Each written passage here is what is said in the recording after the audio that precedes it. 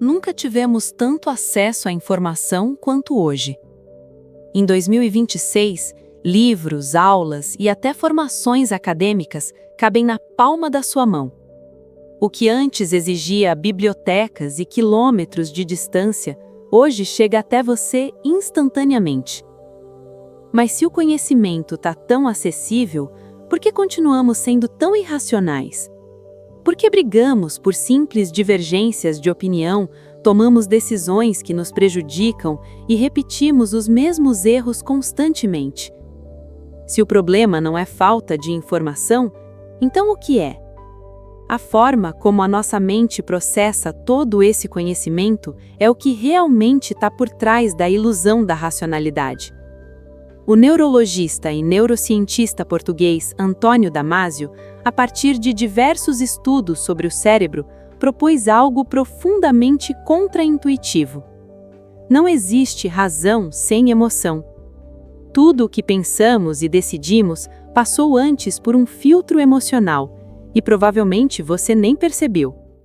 Um dos casos mais famosos da neurologia é o de Phineas Gage, um trabalhador ferroviário do século XIX que sobreviveu a um acidente impressionante.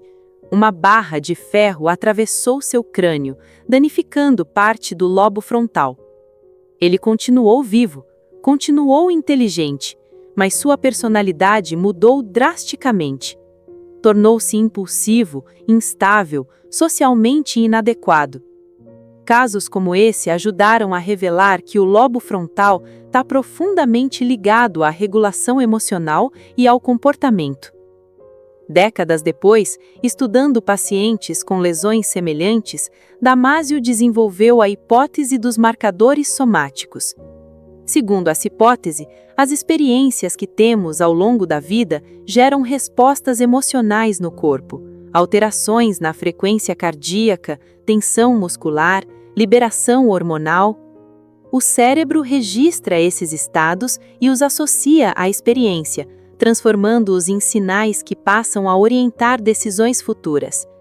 Esses sinais são os chamados marcadores somáticos. Quando enfrentamos uma escolha semelhante a algo já vivenciado, o marcador surge automaticamente e reduz a complexidade da decisão. Pacientes com lesões nessas áreas mantinham a inteligência intacta, conseguem resolver cálculos e analisar logicamente prós e contras, mas tinham enorme dificuldade para decidir questões simples do dia a dia, como escolher um horário para um jantar ou priorizar tarefas no trabalho.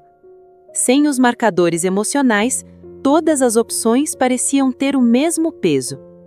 A razão funcionava, mas não conseguia decidir. A emoção é a base da razão. Entretanto, isso não significa que somos automaticamente irracionais. Mas o que acontece quando uma decisão que sentimos como correta entra em conflito com a realidade? Como reagimos quando os fatos ameaçam aquilo que já parecia tão certo dentro de nós?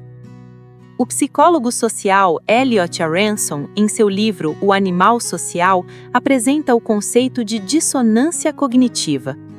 Quando nossas opiniões e convicções entram em conflito com fatos ou com a visão de outras pessoas, surge um estado de tensão psicológica. Essa tensão é desconfortável. Nosso cérebro não gosta de ambiguidade. Para aliviar esse desconforto, tendemos a reinterpretar ou minimizar as informações que ameaçam aquilo em que já acreditamos. Imagine alguém com uma posição moral muito forte sobre um tema social ou político. Quando confrontado com dados que contradizem essa posição, o que costuma acontecer?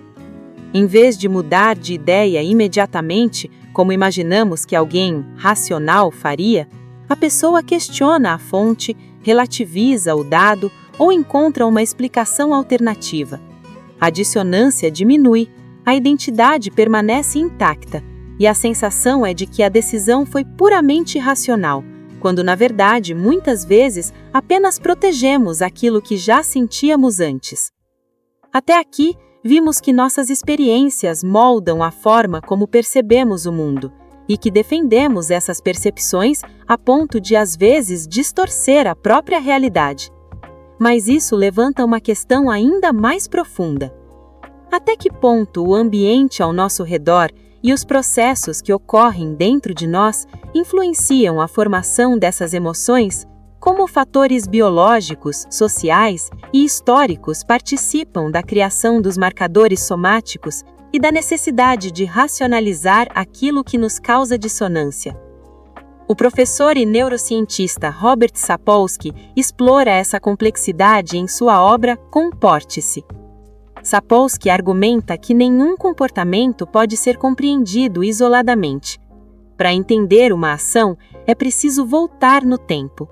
Voltemos ao exemplo do nosso amigo. Você o confronta com um fato e ele reage agressivamente, elevando o tom de voz.